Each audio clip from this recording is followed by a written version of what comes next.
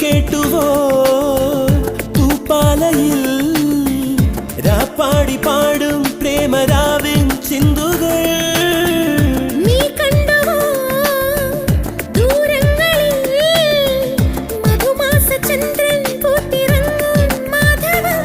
അവിടെയോ അരികിൽ ഞാനൊരുക്കിനാ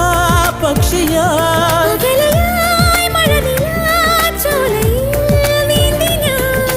വിരഹമെന്ന പദമില്ല കവിതകളിൽ